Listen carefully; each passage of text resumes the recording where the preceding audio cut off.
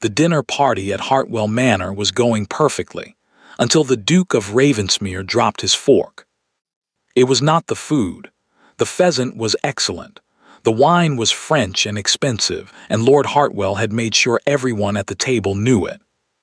No, it was the sound coming faintly through the kitchen door.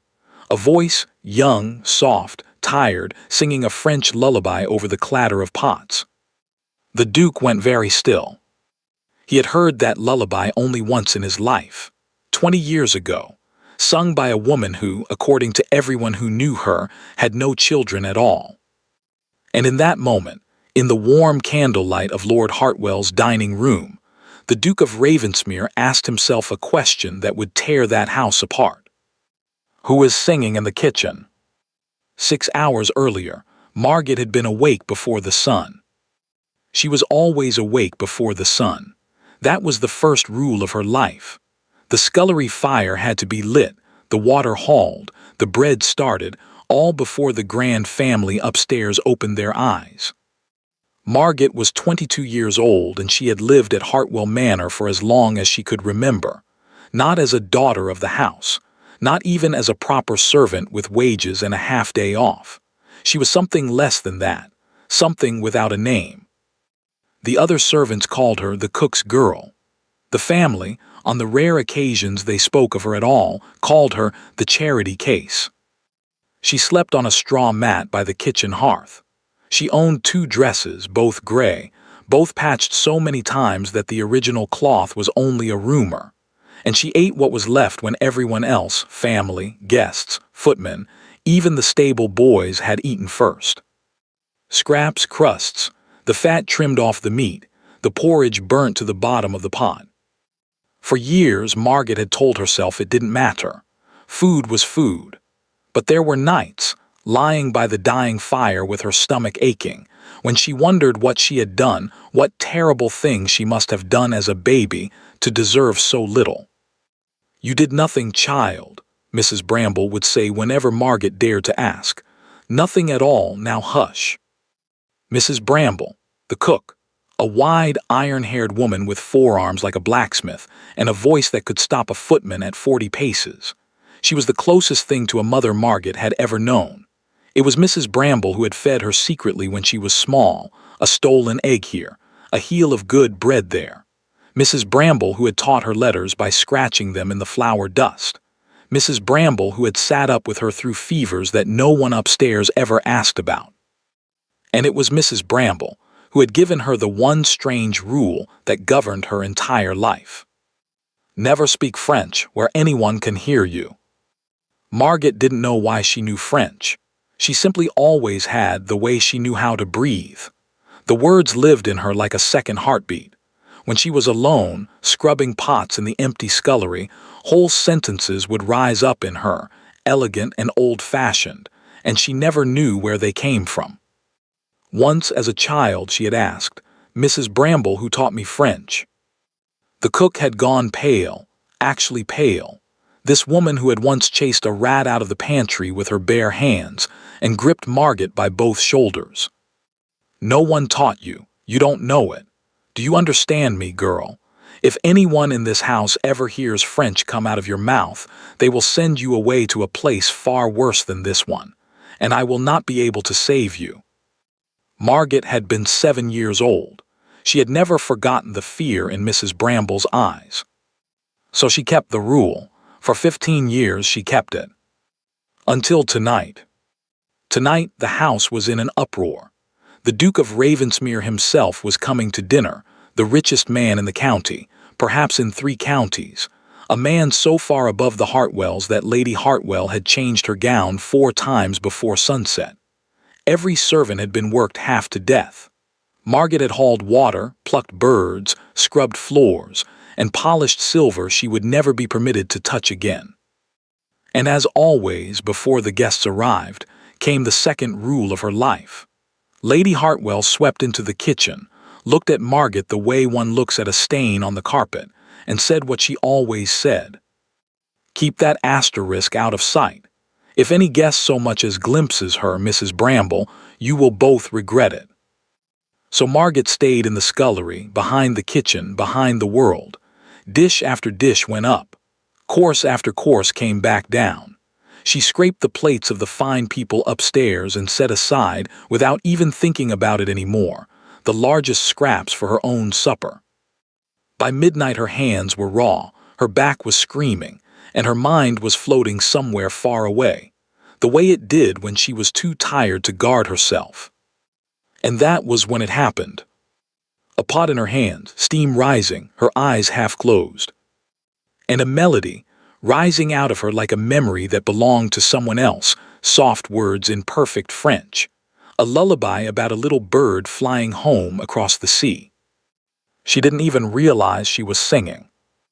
In the scullery doorway, a young footman froze with a tray of dessert plates in his hands, his mouth falling open. And beyond the kitchen door, in the glittering dining room, the Duke of Ravensmere, a man famous for never showing surprise at anything, dropped his fork onto Lady Hartwell's finest porcelain and slowly turned his head toward the sound. At the head of the table, Lord Hartwell was still laughing at his own joke. He had no idea that the ruin of his entire house had just begun, with a lullaby.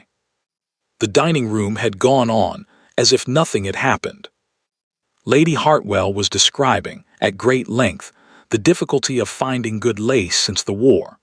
Lord Hartwell was refilling his own glass more often than his guests. The vicar's wife was laughing at everything the Duke said, though the Duke had said almost nothing all evening.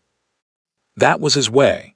The Duke of Ravensmere was 34 years old, unmarried and famously unreadable. Hostesses across the county had ruined entire dinner parties trying to make him smile. He watched, he listened, he gave nothing away. But if anyone at that table had truly been watching him, they would have seen it. The way his eyes kept drifting toward the servant's door. The way his thumb moved slowly along the stem of his glass, again and again, like a man turning a question over in his mind. The singing had lasted only a few seconds. A pot had clanged, a door had shut, and the voice had vanished. No one else at the table had even noticed it. But the Duke had not heard a servant girl singing. He had heard a ghost. He waded through dessert. He waded through Lord Hartwell's long story about a horse he had once sold to a baron. And then, in the small silence while the plates were being cleared, the Duke set down his glass and asked, in the mild voice of a man asking about the weather, "Tell me, Hartwell, who is the girl in your kitchen?" The clatter of a serving spoon, a footman fumbling, catching it, apologizing. Lord Hartwell blinked. "The girl? Which girl? We keep several kitchen maids, your grace. I confess I couldn't name them all." He laughed, pleased with himself. "That's what I pay a housekeeper for." "This one sings," said the Duke, "in French." It was as if the temperature in the room dropped. Later, much later, Margit would learn everything that happened at that table, told to her by a footman who had seen it all. And what he remembered most was not Lord Hartwell's face. It was Lady Hartwell's. Her ladyship went white. Not pale, white asterisk, the color of the tablecloth, so suddenly that the vicar's wife leaned over and asked if she was unwell. Lord Hartwell recovered first. He chuckled, but the chuckle came out wrong, too quick and too loud. "Ah, that will be the foundling. A charity case, your grace. My wife's soft heart, you understand, some orphan left to the parish years ago. We gave her a roof out of Christian kindness." He waved his hand as if brushing away a fly. "Simple creature, half-witted, truth be told, sings nonsense sounds to herself. I doubt very much it was French. I doubt she could spell her own name." "Nonsense sounds," the Duke repeated softly. "Just so." The Duke nodded slowly and said nothing more about it. He allowed the conversation to move on to hunting, and the vicar's wife breathed again, and Lord Hartwell told another story about another horse. But the Duke had grown up with a French tutor his father had brought from Paris at enormous expense. He had heard peasant French and merchant French and schoolbook French. What he had heard through that kitchen door was none of those things. It was the French of old drawing rooms and older bloodlines, accented, graceful, aristocratic. The kind of French that could not be imitated, only inherited. And the song itself, The Little Bird Flying Home Across the Sea, was not a song anyone sang anymore. He had heard it once, 20 years ago, as a boy of 14 standing in the doorway of his father's study, watching a beautiful dark-haired Frenchwoman weep quietly by the fire while she sang it to herself. A guest of his father's, a woman spoken of, afterward, only in whispers. A woman his dying father had begged him, begged him, gripping his hand with the last of his strength, to find. The Duke of Ravensmere smiled politely at Lord Hartwell's story and lifted his glass and thought, "You are lying to me, and I am going to find out why." Down in the kitchen, the fear arrived before the family did. The young footman had talked. Of course he had talked.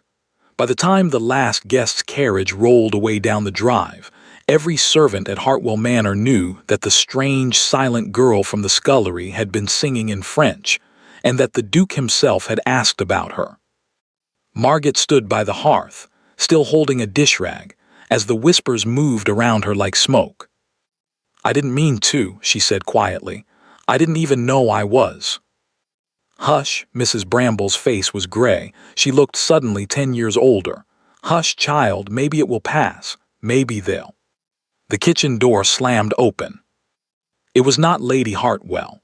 It was Lord Hartwell himself, and in 22 years Margaret could not remember him ever setting foot in the kitchen. He filled the doorway, his face flushed with wine and something else, something that looked almost like panic wearing the mask of rage. "You," he pointed at Margaret. "What did you say? What did you sing? Who taught you?" "My lord, it was only a tune, I don't." "Who taught you?" "No one, my lord, I swear it. I don't know where it comes from, it's just in me." For a moment, something flickered across Lord Hartwell's face that frightened Margaret more than his shouting ever had. He looked at her the way a man looks at a debt he thought he had buried. "Take her downstairs," he said to the footman behind him. "The cellar, lock it." Mrs. Bramble stepped in front of Margaret so fast her ladle clattered to the floor. "My lord, please, she's done nothing. She's a good girl. She works harder than any 3 maids in this house." "It's for her own good, Bramble." Lord Hartwell's voice was flat now and cold. "The girl is clearly unwell, confused. She needs quiet until we decide what's to be done with her." 2 footmen took Margaret by the arms. She didn't fight. Fighting had never once helped her in that house. But as they pulled her toward the cellar stairs, she looked back over her shoulder. Mrs. Bramble stood frozen by the hearth, one hand pressed to her mouth. And on the old cook's face was an expression Margaret had seen only once before, 15 years ago, over a lesson scratched in flour dust. Not anger, not even sorrow. Terror. The cellar door closed.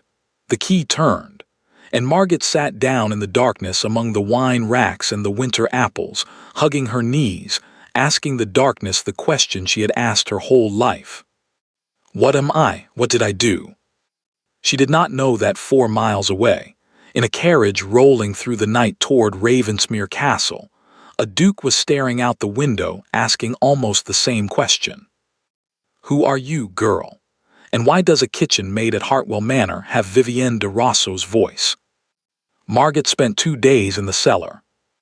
They were not cruel about it, not in the way the world could see. Food came down twice a day, carried by a frightened kitchen maid who wouldn't meet her eyes. A blanket appeared on the 2nd night.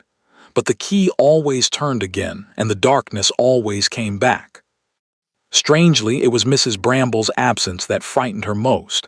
In 22 years, the cook had never once let a day pass without seeing her. Now nothing. No heavy footsteps on the cellar stairs. No gruff voice through the door. They won't let her come, Margaret realized. They're keeping her away from me. On the 3rd morning, the key turned at an unusual hour, and Lady Hartwell herself stood at the top of the stairs, holding a lamp and looking down at Margit the way one looks into a well. "Wash yourself," she said. "Put on a clean apron. You will work in the scullery today, and you will not make a sound, not one word, not one asterisk note asterisk. Do you understand me, girl?" "Yes, my lady." Lady Hartwell paused, and then she said something she had never said in 22 years, something almost gentle, which made it far more terrifying than any threat. "It would have been better for you," she said quietly, "if you had never been born with that voice." She turned and went up the stairs, and Margit stood in the cold light from the open door, shaking. She did not know that the reason for her sudden release was already rolling up the front drive. The Duke of Ravensmere had given himself an excuse so thin that even his own coachman had raised an eyebrow. Horses. Lord Hartwell kept a stable of hunters he was forever boasting about, and so the Duke had written a short note. He found himself in need of 2 good hunters. He recalled Hartwell's fine stock. Might he call on Thursday? No man in England refuses a duke who wants to give him money. The reply came back within hours, dripping with delight.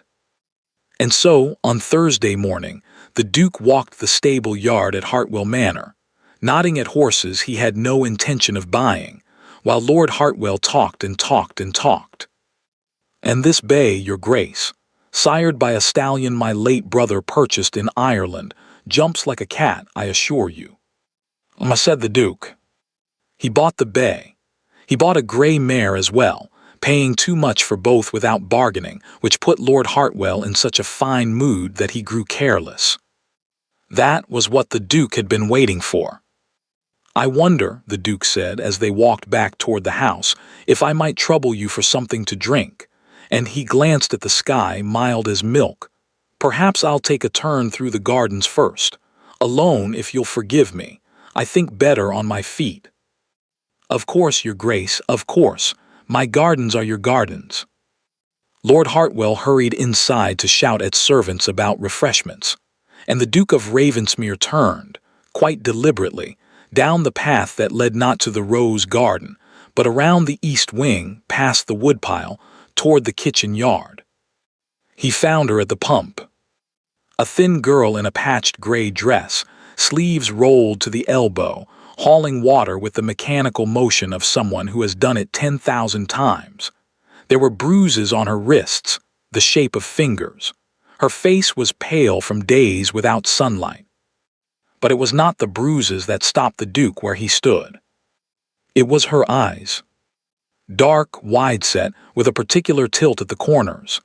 Eyes he had last seen 20 years ago, wet with tears in his father's study. Good God, asterisk, he thought, it's her face. It's her face in a servant's dress. Margit saw the shadow fall across the ground and turned and froze. A gentleman, tall, dark-coated, unmistakably grand, standing in the kitchen yard where gentlemen never, ever came. Every rule of her life screamed at once, out of sight, you are not to be seen. The bucket slipped. Water went everywhere, soaking her hem and his boots. "Oh, forgive me, my lord, She dropped into a clumsy curtsy, eyes on the ground, waiting for the shout, the blow, the punishment that always came. Instead, the gentleman said, in a calm and quiet voice, "Eneas papur, mademoiselle, si inestque de elo." "Don't be afraid, miss, it's only water." And Margit, exhausted, frightened, 22 years old and starved of one single moment of kindness, answered before her mind could stop her mouth. "Si sont vos bottes que j'y crains, monsieur, elo satura liqueur, jamais." "It's your boots I fear for, sir. Water dries, leather never forgives." The words came out smooth as silk, old-fashioned, perfectly formed, the French of a drawing room that had not existed for 30 years. Silence in the kitchen yard. Margit's hand flew to her mouth. The color drained from her face as 15 years of Mrs. Bramble's warnings came crashing down on her at once. Forgive me, I don't know French, my lord. I don't know what that was." "You do," the Duke said softly, and it is the finest French I have heard since my tutor died. He took one step closer. What is your name? She should have run. She should have said nothing. But there was something in the way he looked at her, not through her, the way the family looked, not past her, the way guests looked, but add asterisk her, as if she were a person standing in a yard, and it undid her completely. Margit, she whispered, just Margit, your grace. And your mother, what was her name? I never knew her, your grace. They told me she was a laundress. She died of a fever when I was small, that's all anyone ever said. Her voice dropped. That's all I am. I'm no one, your grace. Please, please don't tell them I spoke. They'll send me away, or worse. The Duke looked at this girl, at the aristocrat's French and the laundress's story, at the bruised wrists and the eyes of Vivienne de Rosso, and felt something cold settle in his chest. They told him she was dead of a fever. They told my father there was no child at all. Someone has been lying for 20 years, and this girl is the lie. Voices from the house. Lord Hartwell calling for his grace, growing nearer. The Duke stepped back, but before he turned to go, he said one thing, quickly and quietly, in French, words Margit would repeat to herself in the dark for many nights to come. Vous n'êtes pas no one, mademoiselle, et je vais le prouver. You are not no one, miss, and I am going to prove it. Then he was gone, striding around the corner of the east wing, greeting Lord Hartwell in a bored voice about the excellence of the gardens. Margit stood alone by the pump, her heart slamming, water soaking into her shoes. From the kitchen window, behind the glass, Mrs. Bramble had seen everything. The old cook closed her eyes and her lips moved, half a prayer, half a decision 20 years in the making. It's time, she thought. God help us all, it's time. Mrs. Bramble waited until nightfall. She waited until the kitchen was empty, until the last candle in the servants' hall had been snuffed, until the great house above her had gone quiet. Then she took off her apron, folded it neatly over a chair, the way a soldier lays down his coat before a battle, and climbed the stairs she was never supposed to climb. She knocked on the door of Lady Hartwell's private sitting room. It says something about the state of Lady Hartwell's nerves that she was still awake, still dressed, sitting bolt upright by a dying fire at midnight. And it says even more that when she saw the cook standing in her doorway, cook upstairs, uninvited, at midnight, she did not scream or ring the bell or demand an explanation. She simply said in a flat voice, "Close the door." Mrs. Bramble closed it. For a long moment the two women looked at each other across the room, the lady in her silk, the cook in her worn gray wool, and 20 years of silence stood between them like a third person. He recognized her, Mrs. Bramble said. "You don't know that."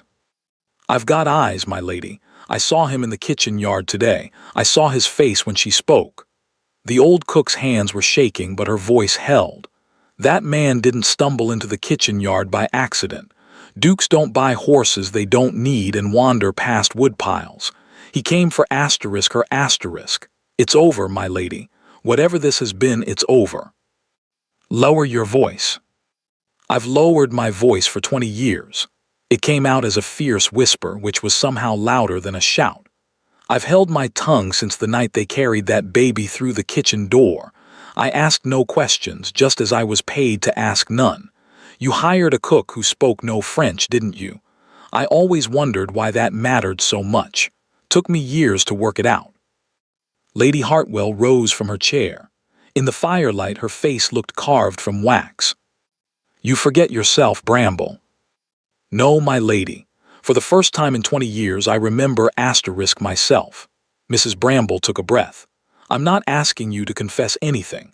I'm begging you, let the girl go, tonight. Give her a reference and £10 and put her on the mail coach and let her disappear before that man comes back with questions you can't answer. Because he will come back. His kind always does. And when he does, everything that happens after will be on your head and his lordship's, not mine, and not that innocent child's." For a moment, One single moment, something almost human moved in Lady Hartwell's face. Something that might have been 20 years of sleepless nights. "You think I chose this," she said quietly. "You think I wanted that child under my roof, at my table? No, not at my table, never at my table." A short, bitter laugh. "You have no idea what my husband did, Bramble, what we owe, what that girl is asterisk." "Then tell me." "She is ruin," Lady Hartwell said. "Walking, breathing ruin. Every day for 20 years I have looked at that girl and seen the gallows." She caught herself, pressed her lips together, too late. The word was out, hanging in the air between them. Gallows. Mrs. Bramble went very still. Whatever she had suspected all these years, debts, a scandal, a nobleman's misplaced child, none of it had included that word. "My lady," she said slowly, "what is under this roof?" Lady Hartwell turned to the fire. When she spoke again, her voice was drained of everything. "Go back to your kitchen, Bramble, forget the girl. His lordship will deal with the matter, he is already dealing with it. And if you value the roof over your own head, you will be deaf and blind for a few days more. That is all it will take. A few days." She paused. "After that, there will be nothing left to see." Mrs. Bramble walked back down the servants' stairs, with her heart pounding in her ears. A few days. After that, there will be nothing left to see. She had heard threats before. This was not a threat. This was a plan already in motion. In the kitchen, the fire had burned down to embers. Margaret was asleep on her straw mat by the hearth, one arm curled under her head, her face, even in sleep, turned toward the warmth like a plant toward the sun. Mrs. Bramble stood over her for a long moment. She remembered the night the child had arrived. A hired coach, long past midnight, in the worst November rain she'd ever seen. A bundle handed through the kitchen door, not through the front door, never the front door, and inside the bundle, a girl of perhaps 2 years, dark-eyed, silent, clutching a lady's handkerchief with a bird embroidered in the corner. Lord Hartwell, soaked to the knees, whispering furiously with a man Mrs. Bramble had never seen before and never saw again. And one other thing. A thing the men had carried in with the child and shoved at the new cook with a single instruction: put this somewhere and forget it exists.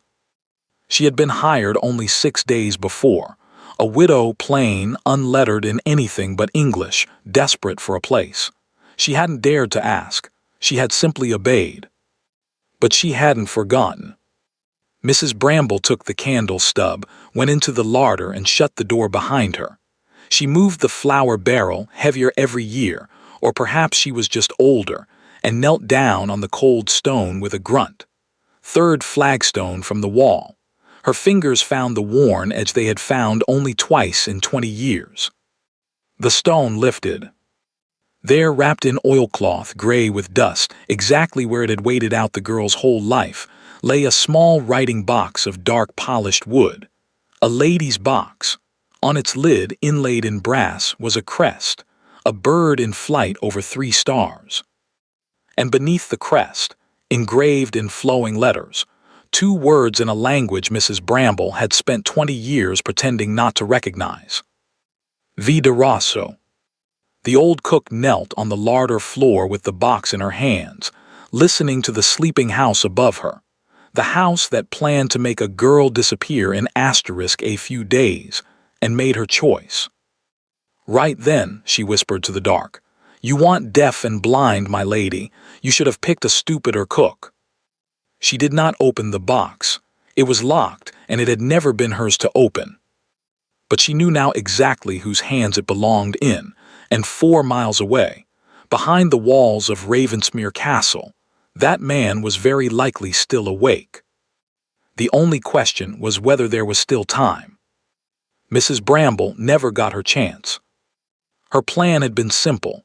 At first light she would send word to the castle by way of the carrier's boy, a note, carefully worded, asking nothing and hinting everything. She could not walk 4 miles and back before breakfast without being missed, and if she was missed they would look at Margaret. No, the carrier's boy then. Quiet. Safe. She had wrapped the writing box in a clean flour sack and hidden it in the one place no one would ever look, the bottom of the swill bucket cupboard, behind the grease jars. But the Hartwells had been awake that night too, and they had moved first. It began at breakfast upstairs with a scream. Not a real scream, Margaret would understand that later. A performed scream, pitched perfectly to carry down 2 staircases. Lady Hartwell's maid came flying into the kitchen, wide-eyed, breathless with the news. Her ladyship's diamond brooch was gone. The brooch, the asterisk brooch, the one her ladyship's own mother had left her, worth more than every servant in the house earned in 10 years put together. "Search everything," the housekeeper announced, arriving with 2 footmen behind her like soldiers. "His lordship's orders, every trunk, every mattress, every servant's box. No one leaves the house." The servants stood in a row in the kitchen while the search went on above and below. A scullery maid was crying quietly. The footmen turned out cupboards, drawers, coat pockets. Margaret stood at the end of the row next to Mrs. Bramble and felt nothing at first but the ordinary dull fear of the powerless. She owned nothing. She had nothing to search. Her whole life fit on a straw mat by the hearth. It was when the housekeeper walked directly to that straw mat, no hesitation, no searching, straight to it, as if following a map, that Mrs. Bramble's blood ran cold. The housekeeper knelt, lifted the corner of the thin mattress. And there, glittering against the gray straw, ticking like a star fallen into mud, lay Lady Hartwell's diamond brooch. The kitchen went silent. "No," Margaret said. Her voice came out very small. "No, that's not. I've never touched it. I've never even seen it. I'm not allowed above stairs. Everyone knows I'm not allowed." "She's never been alone above stairs in her life," Mrs. Bramble roared, stepping forward. "Who found it so quick then? Straight to her bed like a dog to a bone. Who told you where to?" "That will do, Bramble." Lord Hartwell stood in the kitchen doorway. He was dressed for travel, Margaret noticed, in some distant, floating part of her mind. Boots, greatcoat over his arm, as if he had somewhere to be, as if all of this were merely one item on a list of morning errands. "Well," he said, looking at the brooch in the housekeeper's palm, and then at Margaret with an expression of deep, sorrowful disappointment that never reached his eyes. "So this is how 20 years of charity is repaid." "My lord, I swear on my life." "On your life," he nodded slowly. "An interesting choice of words. Do you know what the law does with thieves, girl, for an item of that value?" He let the silence do its work. Somewhere in the row of servants the scullery maid sobbed out loud. "Transportation if the judge is merciful, the gallows if he is not." Gallows. The word Lady Hartwell had let slip in the firelight. Mrs. Bramble felt the whole design click together, cog by cog, and it was so cold and so complete that for a moment she couldn't breathe. They weren't just getting rid of the girl. They were branding her on the way out. A thief, a liar. So that if a duke ever came asking after her, if she ever dared to tell her strange story to anyone, anywhere, for the rest of her life, the answer would already be waiting. That girl, a criminal, stole from the very family that raised her out of Christian pity. You cannot believe a word she says. "However," Lord Hartwell went on, raising a hand as if staying an execution, "I am not a cruel man. I have no wish to see a young woman hang for the weakness of her nature. There is an institution in the North, a workhouse, where such creatures can be corrected through honest labor. She will be taken there this morning. The matter of the brooch will remain a private family disappointment." He paused. "Provided she goes quietly." "You planted it." Mrs. Bramble's voice was low and shaking. "You planted it, you son of a—" "You are dismissed, Bramble." The words dropped like a blade. 30 years, Lord Hartwell said, pulling on one glove, "and I confess I expected better judgment from you than to defend a thief. You will be paid through the quarter, which is more than you deserve. You will be off my land within the hour." And Bramble, he looked at her at last, and beneath the performance, just for a second, she saw the naked fear that was driving all of it.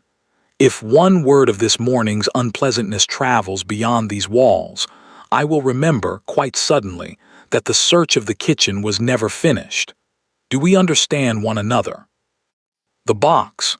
He didn't know where it was, she could see that, but he knew it existed, and he knew what finding it in her asterisk possession would mean for her. Two footmen took Margot's arms, the same two as before. They wouldn't look at her either. As they pulled her toward the cellar stairs to wait for the cart, she twisted around, searching for the one face that had never once failed her. Mrs. Bramble. "Look at me, child." The old cook's voice cracked across the kitchen like a whip, and Margot looked. "Whatever happens, whatever they say, wherever they take you, you are not what they call you. Do you hear me? You never were. Hold on to that. Hold on." The cellar door slammed. The key turned, that sound Margot knew better than any music. And Mrs. Bramble stood in the middle of the kitchen that had been her kingdom for 30 years, stripped of everything in the space of 10 minutes, while the household stared and Lord Hartwell walked out to see about the cart. They watched her pack her one trunk. They escorted like a criminal, to the end of the drive. The last thing she saw of Hartwell Manor was a footman posted at the gate to make sure she kept walking. The rain began an hour later. Mrs. Bramble stood at the crossroads in it, 61 years old, homeless, with a trunk she could barely lift and a flour sack clutched under her cloak, because 30 years of loyalty had bought her one final minute alone in the kitchen, and she had spent it at the swill bucket cupboard. The village lay 1 mile to the east, shelter, an inn, sense. Ravensmere Castle lay 11 miles to the west, through the rain, through the dark that was coming. Down in the cellar of Hartwell Manor, Margot heard, faintly through the stone, the sound of the cart being made ready in the yard, the cart that would come for her at dawn. Mrs. Bramble picked up her trunk, turned her face to the west, and started walking. 11 miles is nothing in a carriage. On foot at 61 in November rain, with a trunk in one hand and a lifetime of standing over hot stoves in your knees, 11 miles is a war. Mrs. Bramble fought it 1 milestone at a time. She abandoned the trunk at the second milestone, pushing it into the hedgerow. 30 years of her life was in that trunk, her Sunday dress, her late husband's watch, her mother's Bible, and she left it in the mud without looking back. The flour sack under her cloak she kept. Her arms went numb around it, and she kept it. By the 6th milestone, the rain had soaked through wool, through linen, through skin. By the 8th, she was talking out loud to God, to her feet, to her dead husband, to the girl in the cellar. "Hold on, child," she muttered into the wind again and again in rhythm with her steps. "Hold on, hold on." Twice she fell. Twice the world offered her the same suggestion, "Lie down, old woman, you've done enough." And twice she answered it by getting up, because Margot had spent 20 years getting up, and Mrs. Bramble would be damned before she managed less. It was past midnight when the lights of Ravensmere Castle finally rose out of the dark ahead of her, high windows, still lit, floating above the black trees like something out of a story. She hammered on the gatehouse door with the flat of her frozen hand. The porter who opened it beheld a mud-caked, rain-drowned old woman swaying on her feet, clutching a filthy flour sack to her chest like an infant, and reached the only reasonable conclusion. "Good God, off with you, mother, the kitchen gives bread at 8, come back at. I must see the Duke." The porter actually laughed, not unkindly, that was the worst of it.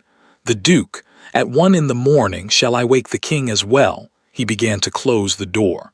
"There's a barn by the—" Mrs. Bramble put her foot in the door. 61 years old, half dead, and she put her foot in a Duke's door.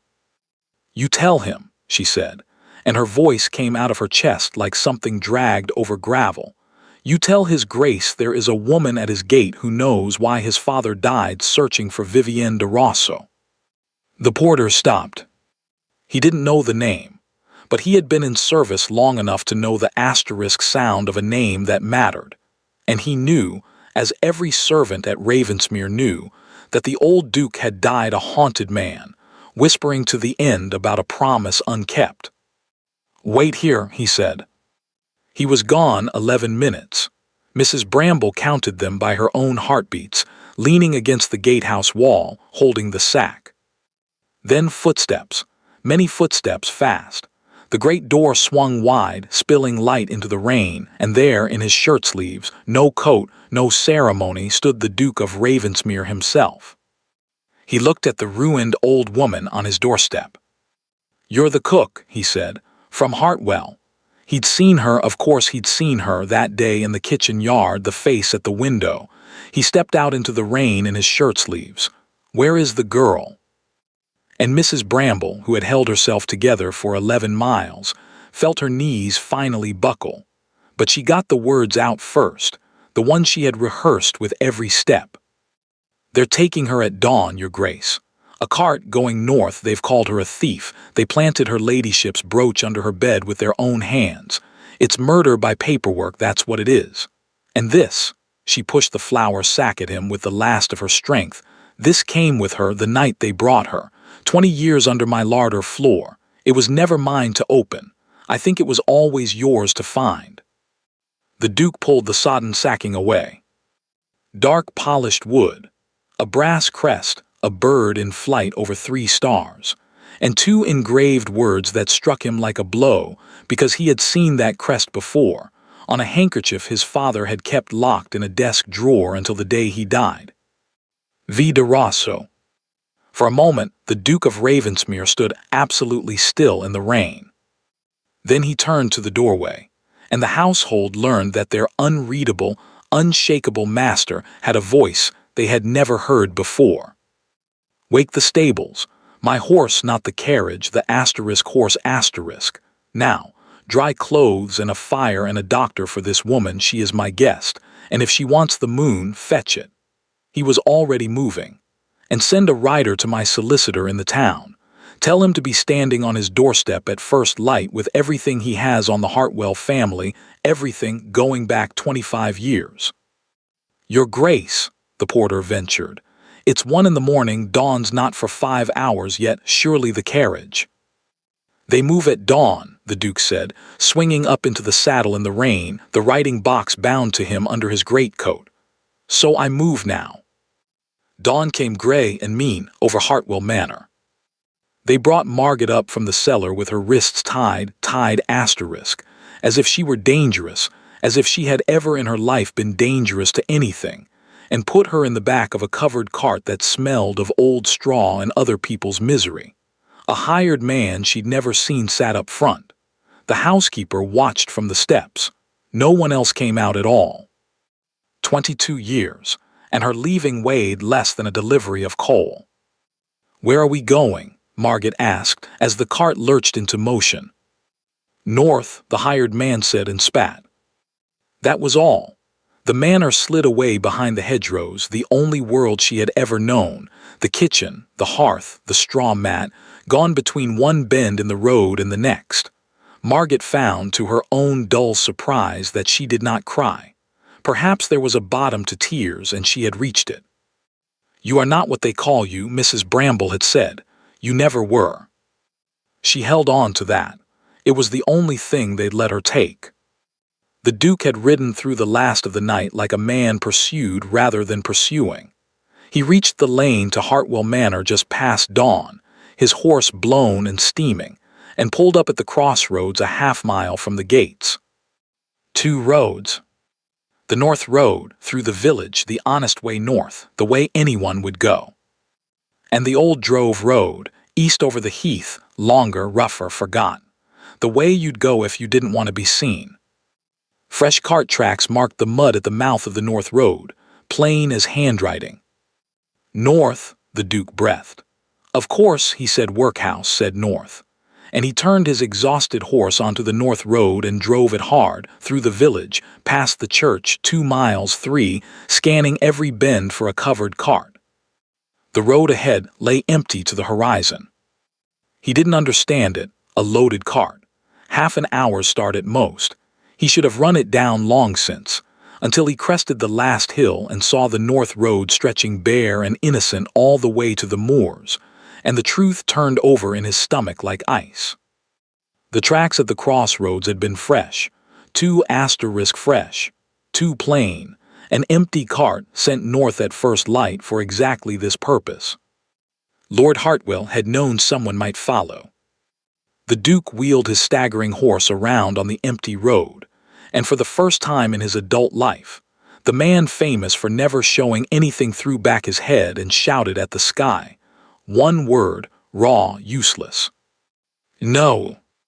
Far away to the east, on the old drove road over the heath, a covered cart rattled steadily toward the coast, carrying a girl with tied wrists, who did not know that help had come, and had turned the wrong way. The Duke rode back into Ravensmere's courtyard on a horse that could barely stand, and his face told the whole household everything before he said a word.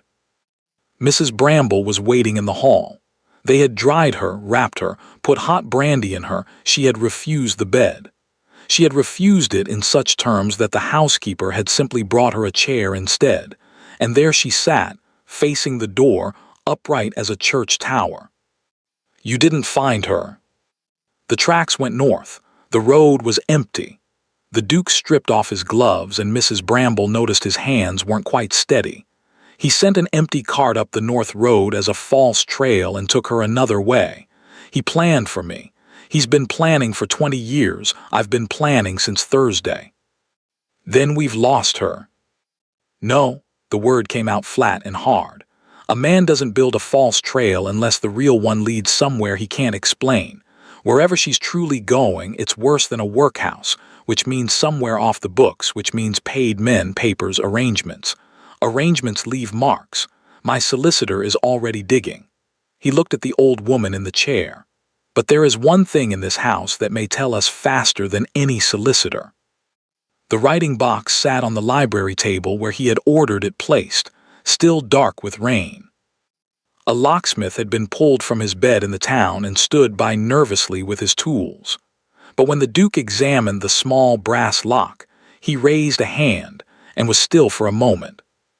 Then he drew from his own pocket a small key on a worn ribbon, a key he had carried for 2 years, ever since he had cleared out his dead father's desk, and found it in a locked drawer, alone, labeled in his father's hand with a single word, someday. He had never found the lock it belonged to. He had never stopped carrying it. The key turned as if it had been made yesterday. Inside, the 20 years fell away. Everything was dry, ordered, exact, packed by a woman who had known she might never come back, and had refused to let panic make her careless. On top, a christening gown, tiny ivory silk gone soft as breath with age, embroidered at the hem, over and over in white thread that only showed when the light moved, a bird in flight over 3 stars. She wore that, Mrs. Bramble said quietly, from the chair no one had heard her leave. She stood gripping the table's edge. The night they brought her, I took it off the child myself and they burned it in the kitchen fire. I thought they burned it. Her ladyship must have. She stopped. No, this is another, made in pairs. Her mother kept the twin. Beneath the gown, tied in blue ribbon, letters, dozens of them in French in a swift, elegant hand. The Duke lifted the first and began to translate aloud, and his voice, steady at the start, did not stay steady. They were letters from Vivienne de Rosso to her infant daughter, written to be read someday by a grown woman in case. My little bird, if you are reading this, then I did not come back and someone kind has kept faith with me. Know first this, you were never abandoned. You were never unwanted. You are the only thing I have ever done in this world that matters. Mrs. Bramble sat down again, abruptly, and put her hand over her mouth. The letters told the story piece by piece. Vivienne de Rosso, the last of an old French house, fled to England with her infant daughter and the remains of a fortune while her elderly father remained trapped in France. Her plan laid out plainly. She would go back for him. One crossing. A month, no more. I cannot take you into that furnace, my darling. And so I do the hardest thing a mother has ever done. I leave you in safe hands with everything we have until I return. I have chosen carefully. He is not grand, but he is an Englishman of law, and your grandfather trusted his firm for 30 years. And beneath the letters, flat at the bottom of the box, lay the documents. A marriage certificate, Vivienne's, proving her marriage, proving Margaret legitimate, born in wedlock, with a name and a bloodline as good as anything in that county. A record of baptism, Marguerite. And last, a single sheet of heavy legal paper, a deed of trust drawn in London in English. The entire de Rosso fortune, funds, jewels, plate, all itemized in a clerk's tidy hand until the sums made even a duke blink, conveyed into the keeping of one man, to be held for the child and surrendered upon the mother's return or upon the daughter's majority. The trustee's signature sat at the bottom, brown with age but perfectly clear. Edward Hartwell, solicitor. The library was silent. Hartwell was a * solicitor, Mrs. Bramble whispered, but he's a lord, he's a man who appeared in this county 20 years ago with new money and bought his way up, the Duke said slowly. Bought the manor, bought the connections, married well, everyone assumed an inheritance. He set the deed down with exaggerated care, as if it might detonate. There was an inheritance. It belonged to a 2-year-old girl asleep by his kitchen fire. He walked to the window.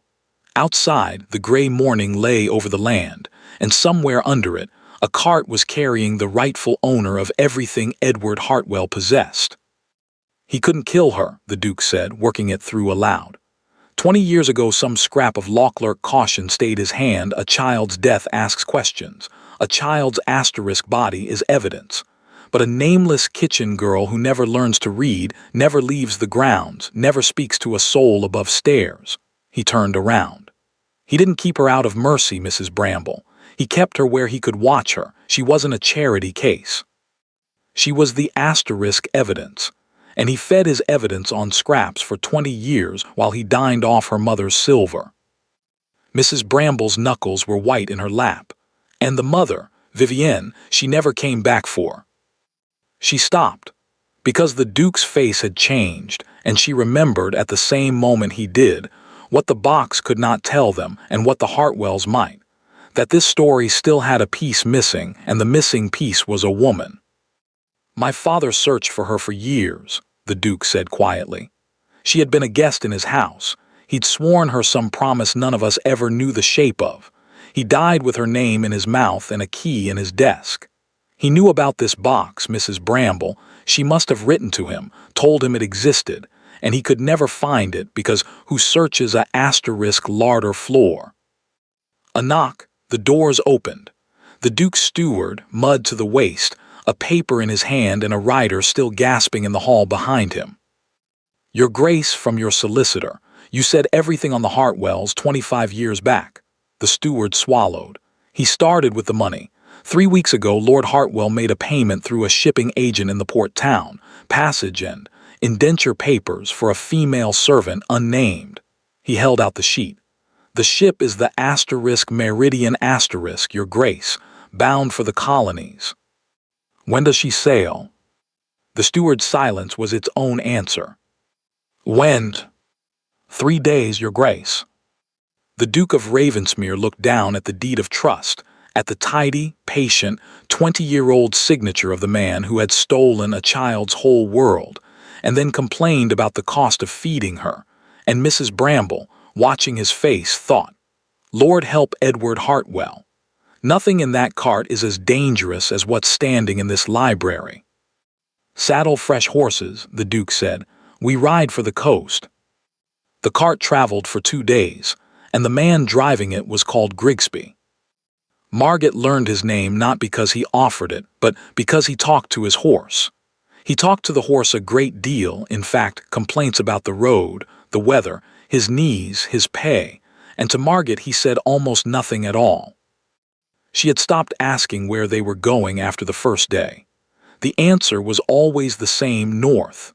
And by the second day she knew it for a lie, because she had watched the morning sun rise squarely ahead of them, mile after mile. They were going east, toward the sea. She was 22 years old and she had never seen the sea. Somewhere under the fear, some small, stubborn corner of her found that almost funny, that her first glimpse of it would be from the back of a prison cart. On the second evening they stopped at a broken-down inn where Grigsby knew the landlord, and Margaret was given, for the first time in her life, a supper that no one else had touched first. A whole bowl of stew, bread with no mold cut off it. She stared at it, wrists still bound, and something about her stare must have unsettled Grigsby, because he shifted on his bench and pushed the bread closer with one finger. "Eat then, long way tomorrow." "Why?" Margaret asked quietly. "Why feed me proper now? 20 years of scraps and a whole bowl the week they throw me away. Does it matter what I weigh where I'm going?" Grigsby grunted and looked into his ale. He was not a kind man, but he was not quite a cruel one either.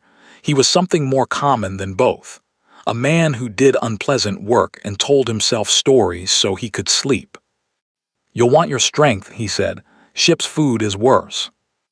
The word landed in the middle of the table. "Ship." "A ship," Margaret repeated. Her voice stayed strangely calm. "They said a workhouse in the north." Grigsby's jaw tightened, a man realizing he'd said one word too many, and deciding with a shrug that it hardly mattered now. What could she do? Bound, penniless, nameless, 2 days from anyone who'd ever known her face. "Workhouse ship," he waved his mug. "All the same in the end. Honest labor, foreign parts.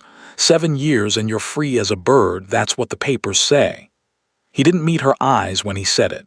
Everyone knew what the papers said, and everyone knew what 7 years of indenture did to kitchen girls in the colonies. Margaret sat very still. The colonies, an ocean, not a distance you walked back from, not a place a duke's kindness or a cook's love or a strange French song could ever reach. This wasn't punishment. This was asterisk erasure, a girl subtracted from England cleanly forever with paperwork. "You'd think I'd murdered someone," she said softly. "All this. Carts, ships, papers, a hired man, for a scullery girl who sang the wrong song." She looked up. "You've done this work before, Mr. Grigsby. Does his lordship send all his thieving maids across the sea, or just me?" Grigsby said nothing, which was itself an answer. And then, perhaps it was the ale. Perhaps it was the story he told himself needing one more brick. Perhaps it was the plain wrongness of the whole business sitting badly in a man's chest. He said the thing he should never have said. "Shame about your mother, girl." Margaret went cold. "My mother died of a fever when I was small." That's what they say, is it?" Grigsby turned his mug slowly on the table, eyes fixed on it, voice dropping to a mutter meant mostly for himself. "All I know is what old Tanner told me, and Tanner drove for his lordship before me, and Tanner drank. She came back for you, you know, once. Foreign lady. Come right up the drive in a hired coach, bold as morning, asking after her daughter." He drained the mug. "They turned her away at the door, told her." He stopped. Even ale has limits. "Told her what?" Margaret's voice didn't sound like her own. "Told her what?" Grigsby stood up, suddenly busy with his coat. "Told her nothing, forget it. Tanner was a drunk and I'm a fool. Sleep, we move at first light." But it was too late, and they both knew it. Margaret lay awake that night on the inn's flea-bitten cot, bound wrists on her chest, staring at the ceiling while her whole life quietly took itself apart and reassembled into a different shape. She came back for you. Her mother had not died of a fever in a laundry. Her mother had come up a drive in a hired coach, asking after her daughter asterisk, and someone in that house had stood at the door and turned her away with a lie. Margaret had been inside, perhaps in the kitchen, perhaps scrubbing a pot, 20 feet in one closed door from her own mother's voice. For 20 years she had asked the dark, "What did I do?" And the dark had finally answered, "Nothing. It was never you. It was done to you." The grief of it should have crushed her. Instead, somewhere between midnight and dawn, it caught fire. and burned itself into something Margit had never once been permitted to feel in her whole obedient, grateful, scrap-fed life. Rage. Whoever had stood at that door and lied to her mother had a name. Whoever had bound a 2-year-old's life to a kitchen floor had a reason. And whatever that reason was, it was worth so much that 20 years later they were spending good money to sink her on the far side of an ocean. "You are not what they call you," Mrs. Bramble had said. "You never were." "No," Margit whispered to the ceiling in English. And then, deliberately, for the first time in her life on purpose, like a blade drawn slowly from a sheath in perfect, aristocratic French. "Non, je ne le suis pas." "No, I am not." 40 miles behind her, the Duke of Ravensmere changed horses for the 3rd time at a posting inn, and did not stop to eat. His party had split at his order, riders fanning out along every eastbound road with a description of a covered cart, a hired man, and a dark-eyed girl. The Duke himself drove straight for the port, because the port was the one place the cart must eventually be, and 3 days had already shrunk to something closer to 1. Mrs. Bramble had demanded to come. He had refused, and then, seeing her face, compromised. She followed a half-day behind in his own carriage, with orders to the coachman that she was to be treated as you would treat my mother. Somewhere past midnight, galloping under a cold spray of stars, the Duke realized he was praying, a thing he had not done since his father's deathbed. Not eloquently. Just 2 words, over and over in rhythm with the hoofbeats, the same 2 words an old cook had once muttered into the rain. "Hold on, hold on, hold on." Ahead, far off at the black edge of the land, he could just make out a faint scatter of lights, the port town. And in its harbor, patient as a trap, the Meridian rode at anchor, taking on cargo. The port town smelled of tar, fish, and departure. The Duke of Ravensmere rode down to the harbor at mid-morning, mud to the shoulders, 3 days of hard road on his face, and found the Meridian exactly where his solicitor's paper had promised. She was a big, blunt, ugly ship, and she was nearly ready. Cargo swung aboard in nets. Water casks rolled up the gangway. A man in a good coat stood at the foot of it with a ledger, and it was to this man, the shipping agent, that the Duke went first, with the 2 riders who had caught up to him at his back. "Your passenger list," the Duke said. "The indentured servants show me." The agent looked at the mud-covered stranger and began. "And who might you?" At the exact moment, one of the riders murmured, "His Grace the Duke of Ravensmere, and the ledger came open so fast it nearly tore. The Duke ran his finger down the column of names. Laborers, a carpenter and his wife, 4 female servants indentured 7 years apiece. Sarah Willis, Ann Cooper, Mary Fletcher, Jane Dodd. No Margit, nothing close. There will have been a girl brought in these last 2 days, the Duke said. 22, dark eyes, brought by a hired man in a covered cart, her papers signed away by a Lord Hartwell or by his agent or by no one at all. The agent spread his hands, and his eyes did the thing frightened men's eyes do, a small, involuntary flick, sideways and down, toward the ship.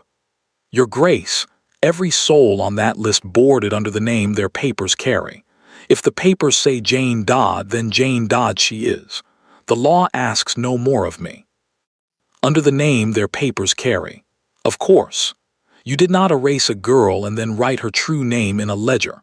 Hartwell had unmade her one last time, even Margit the scrap name, the kitchen name, taken from her at the water's edge.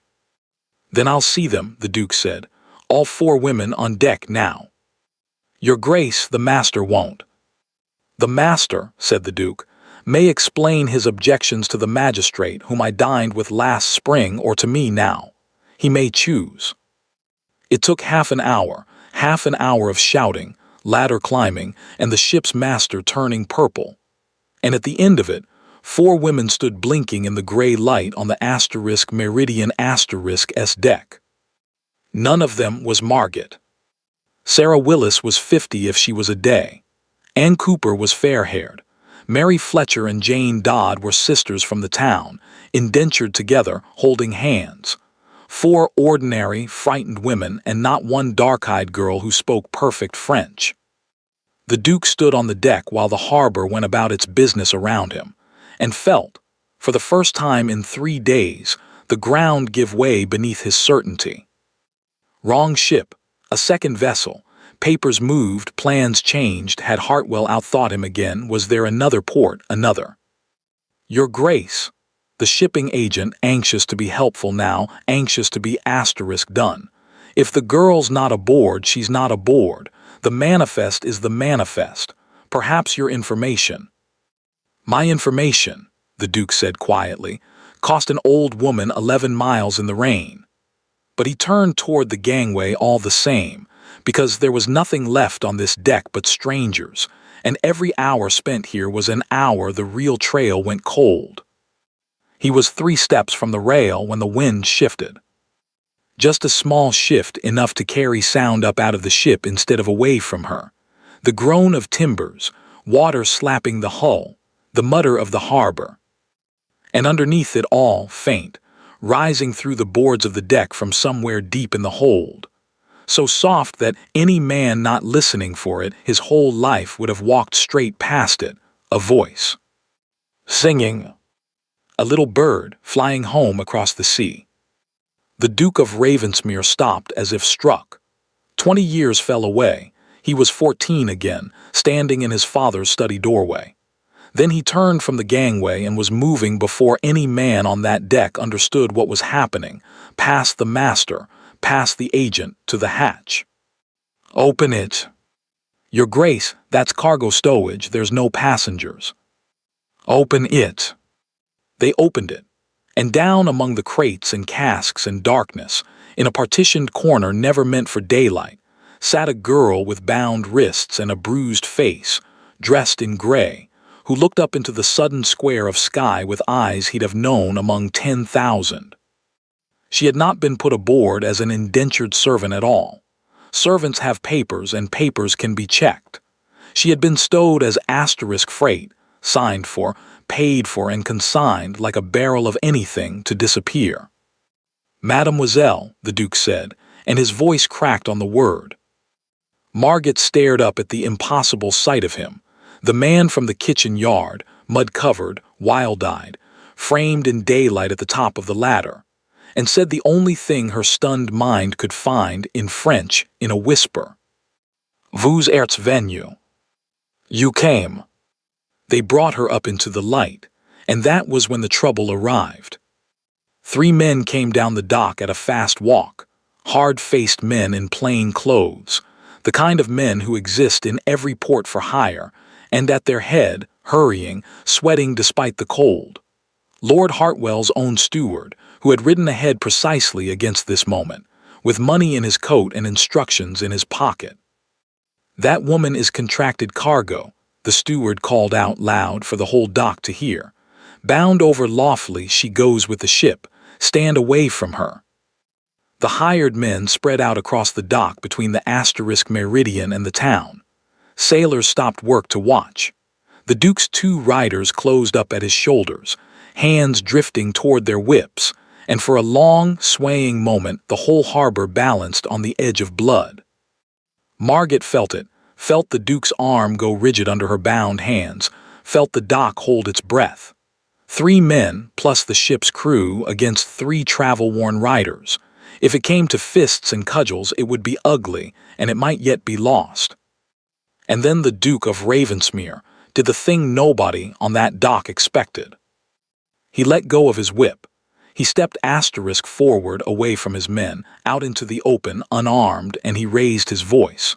Not in rage, in proclamation.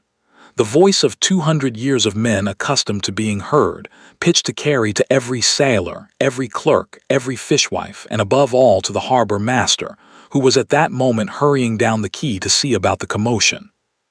My name is Ravensmere, he said. Mark it, all of you, because you will be asked to remember this morning. This woman is no cargo. She is no servant. She is Mademoiselle Marguerite de Rosso, legitimate daughter of the House of de Rosso, heiress to a fortune that certain men have spent 20 years hoping the sea would swallow. He turned slowly, taking in the hired men one by one.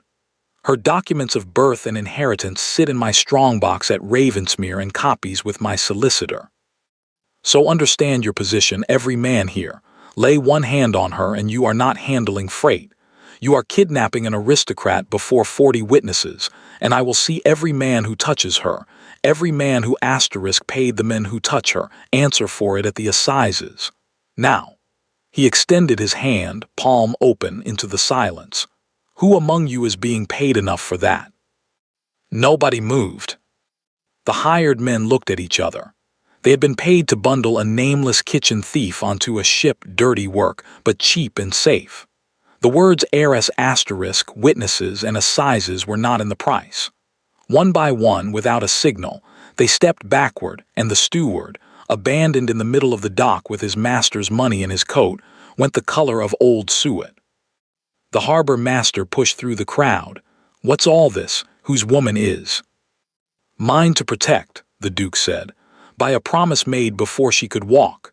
He drew his knife and cut the cord from Margot's wrists, gently, in front of everyone, a small act made enormous by its audience. And the Meridian * sails one passenger light. Margot stood on the dock rubbing her freed wrists, 22 years old, looking out past the ship at the wide gray glitter of the first sea she had ever seen. Your Grace, she said unsteadily, that name you said, Marguerite de Rosso, is that, she had to stop and start again. Is that * me? It is, it always was. And you can prove it, all of it, who I am, what they did. Every word. It's waiting for you at Ravensmere, letters in your mother's own hand, written to you.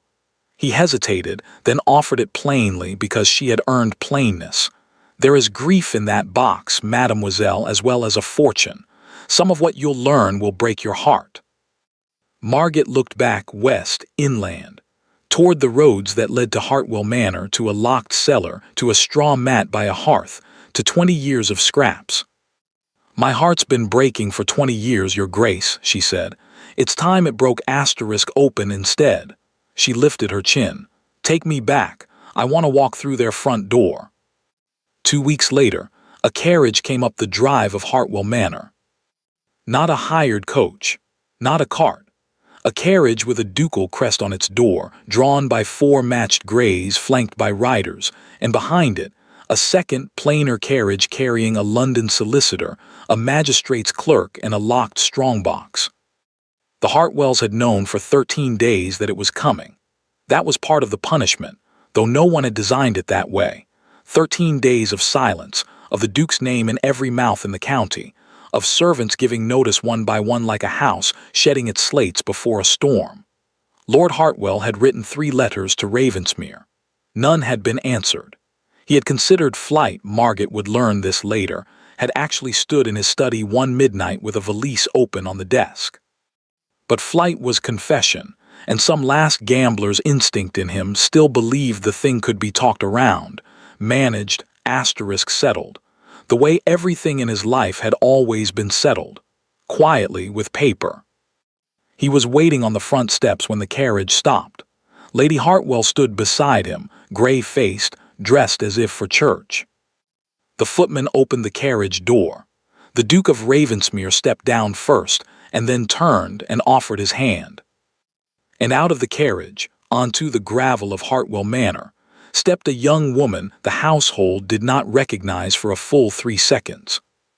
She wore deep blue silk. Her dark hair was dressed high. She was still thin. 2 weeks cannot undo 20 years, but she stood the way her mother had once stood in a duke's study, straight-backed, and her dark eyes moved slowly across the front of the house, the door, the windows, the steps. She had never in her life stood at the front of Hartwell Manor. She had lived 20 years inside it and had never once seen its face.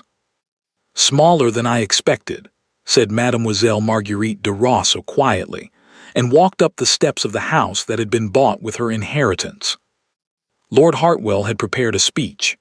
Margit watched it die in his mouth as she approached, watched him look, really look at the scullery girl he had stepped past 1,000 times without seeing, and find nowhere left to put his eyes.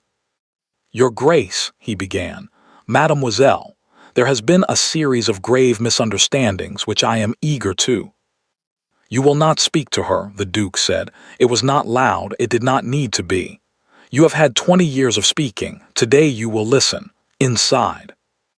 They gathered in the great drawing room, the room Margit had scrubbed the grates of on 100 winter mornings, always before dawn, always before the family woke, so that they might never suffer the sight of her. The solicitor laid it out with terrible, patient tidiness. The deed of trust with Edward Hartwell's own signature, the de Rosso accounts traced through 20 years of purchases, the manor itself, the stables, the very silk on Lady Hartwell's back, the false coroner's tale of a laundress dead of fever for which no record existed in any parish, the forged indenture, the payment to the shipping agent made in Lord Hartwell's own hand 3 weeks past, fraud, embezzlement of a trust, conspiracy, kidnapping. The clerk's pen scratched on, and with every scratch Lord Hartwell seemed to grow physically smaller in his chair, a man being subtracted from. "Everything you own," the solicitor concluded, "was hers, which means, my lord, that everything you own is hers. The courts will take some months over the details. The conclusion is not in doubt."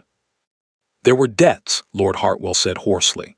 It was all that was left of him explanation, the gambler explaining the last hand. "You cannot imagine I was a fortnight from prison when that woman walked into my office. It was only to be a loan, a bridge.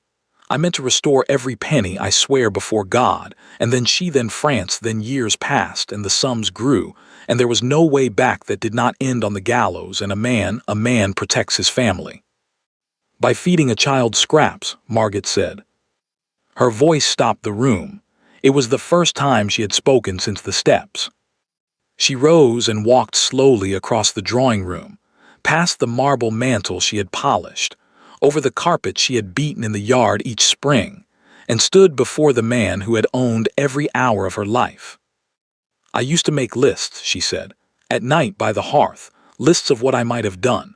I was 2 years old, so the crimes had to be small. Perhaps I cried too loudly, perhaps I broke something precious. I spent 20 years apologizing to you in my heart, my lord, for a sin I could not remember committing." She tilted her head. "And my sin was arithmetic. I was the number you couldn't make disappear." "Mademoiselle." "But you're not the one I lie awake over," Margit went on, and turned to the gray-faced woman by the window who had not said one word all morning. "She is, because a man who steals for money I can understand. Greed is simple, but you, my lady, you looked at me every day for 20 years. You ordered me out of sight before every dinner. You told your cook to keep me silent, not out of greed, out of something colder."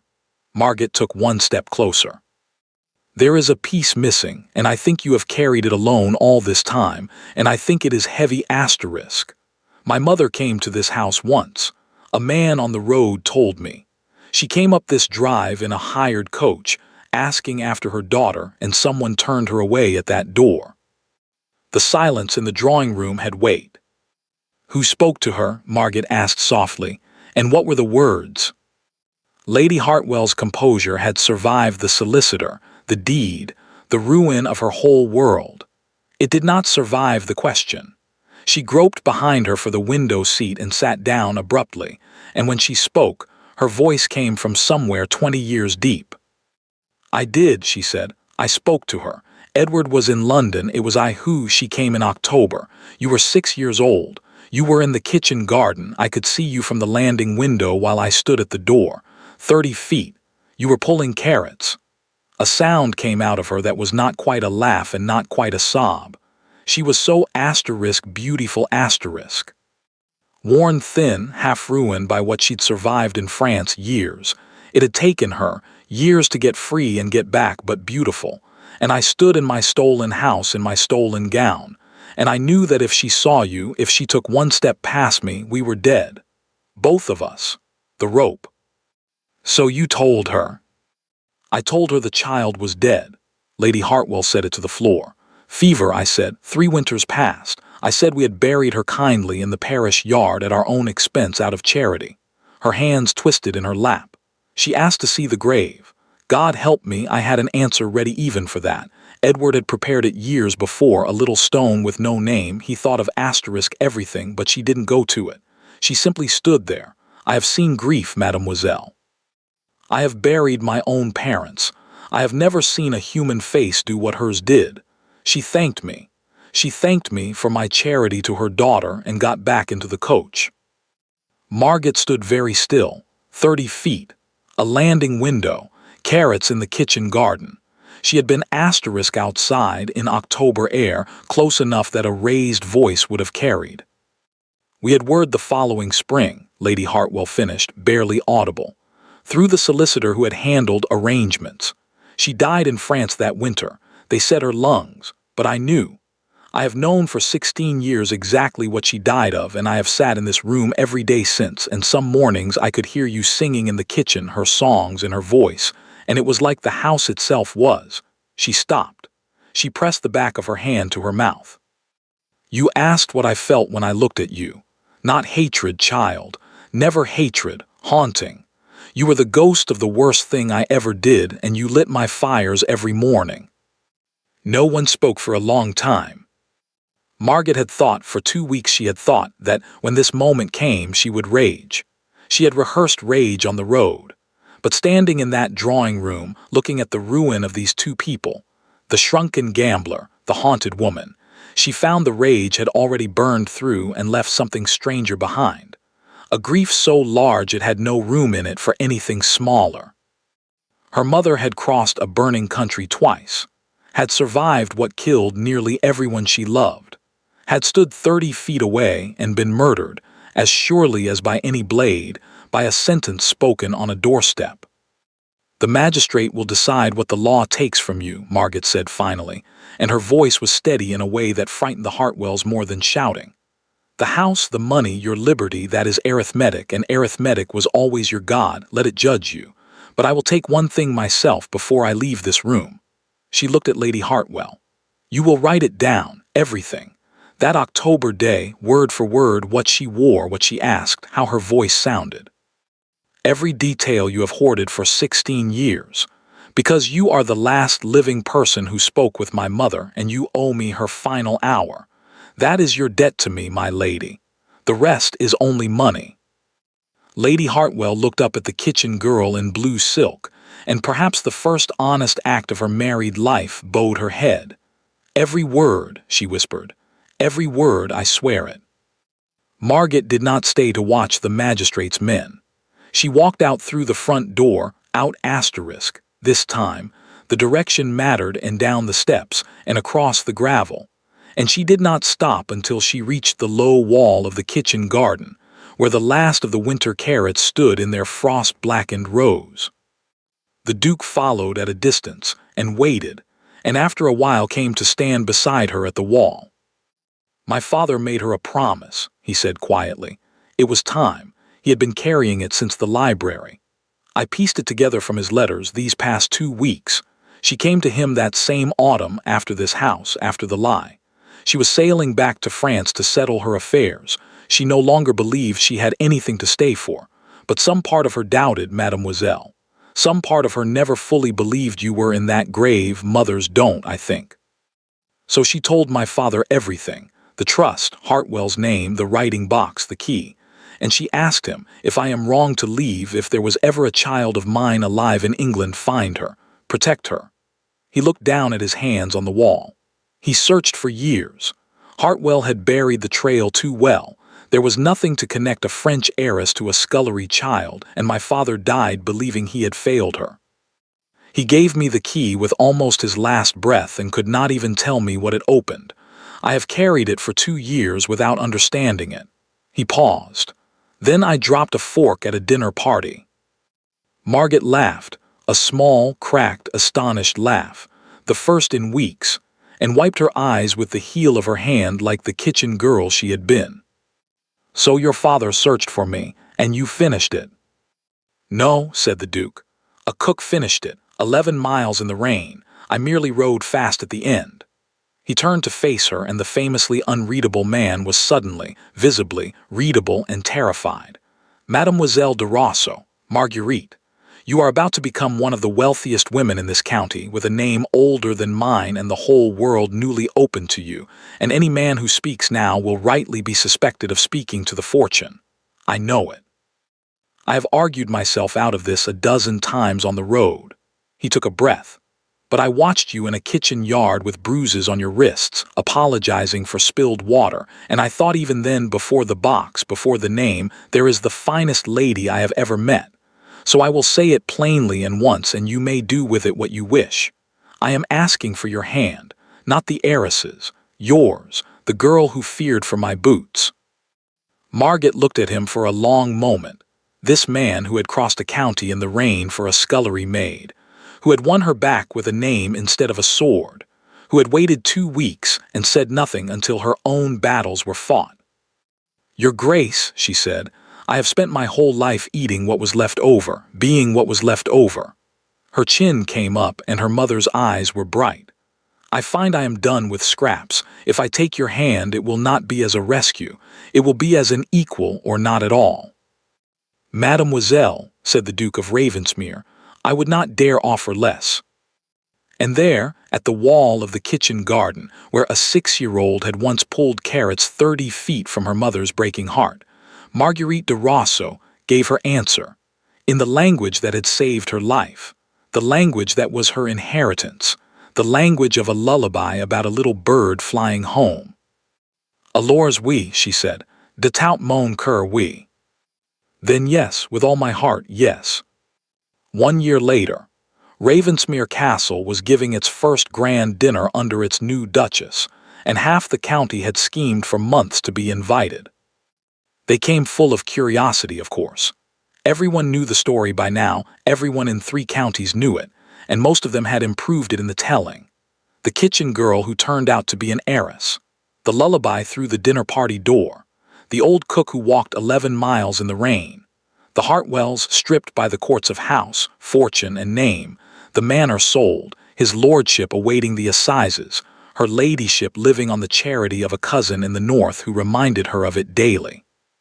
But the guests who came to gawk at a scandal went home talking about something else entirely.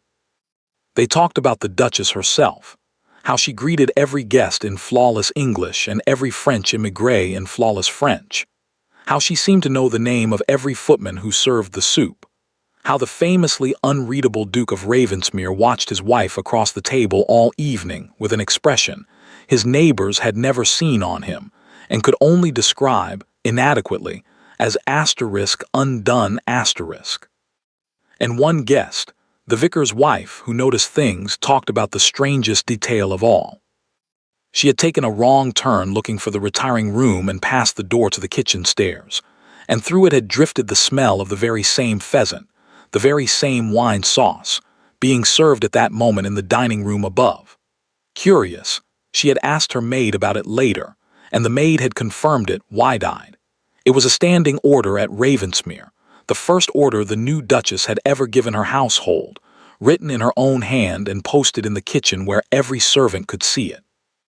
The staff of this house dines on what the guests dine on, no exceptions, no scraps.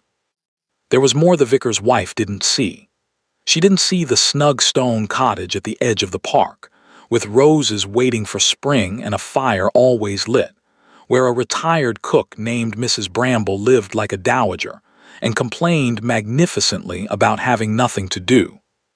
She didn't see that a chair stood by the Duchess's own sitting-room fire that no one else was permitted to occupy, or that twice a week an old woman marched up to the castle, inspected the kitchens without any authority whatsoever, terrorized the new cook with suggestions, and then took tea with a duchess who still, when the door was closed, called her Mrs. Bramble dear, and was still told hush, child in return. And no one in England at all saw the small churchyard in France, where that spring a fine new stone had been raised over a grave neglected for 17 years, white marble, a bird in flight over 3 stars, and beneath the name *Vivienne de Rosso, a single line in 2 languages, chosen by the daughter who had knelt there for a long time with her husband standing quietly back. The little bird came home. Late that night, when the last carriage had rolled away and the great house had gone quiet, the Duke of Ravensmere went looking for his wife, and found her where he knew he would, in the nursery, in the low chair by the cradle, in the small circle of light from a shaded lamp. Their daughter had been born in the autumn.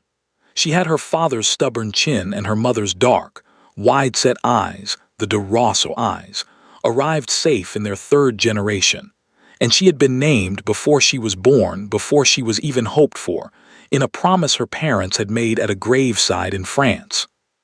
Vivienne. She wouldn't sleep, the Duchess whispered. She has your talent for defiance. She has your talent for staying awake and watching people. Margaret smiled and looked down into the cradle, where two dark eyes were indeed watching, fighting sleep with all the sovereign fury of the very small. There's only one remedy. You know that. I know it, said the Duke, and settled onto the arm of the chair, his hand on his wife's shoulder. Sing. And so, in the great castle of Ravensmere in the warm dark, the Duchess began to sing, softly, in perfect, old-fashioned, aristocratic French, a lullaby about a little bird flying home across the sea. The same song a heartbroken woman had once sung by a fire in that very house, 30 feet from a duke's study door. The same song a scullery girl had sung over the pots at Hartwell Manor, forgetting for one fatal, miraculous moment to be invisible.